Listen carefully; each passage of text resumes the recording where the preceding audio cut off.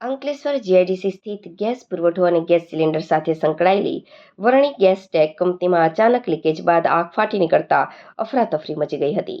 કંપનીમાં ગેસ લીકેજની સાથે જ આગ પ્રસરી જતા કામદારો નજીવદ્ધર થઈ ગયા હતા અને તમામ કર્મચારીઓ જીવ બચાવવા કંપની બહાર દોડી આવ્યા હતા.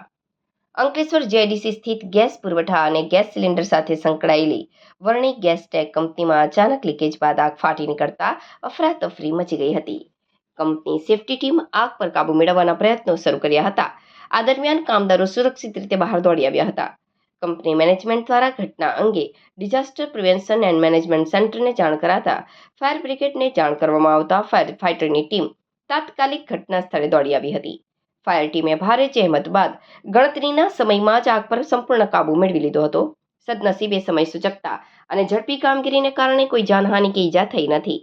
આગની ઘટનાના મૂળ કારણ સુધી પહોંચવા અને કંપનીમાં સુરક્ષા માપદંડોનું યોગ્ય પાલન થતું હતું કે નહીં તે ચકાસવા માટે ઔદ્યોગિક સુરક્ષા અને સ્વાસ્થ્ય વિભાગની ટીમ તપાસ હાથ ધરશે.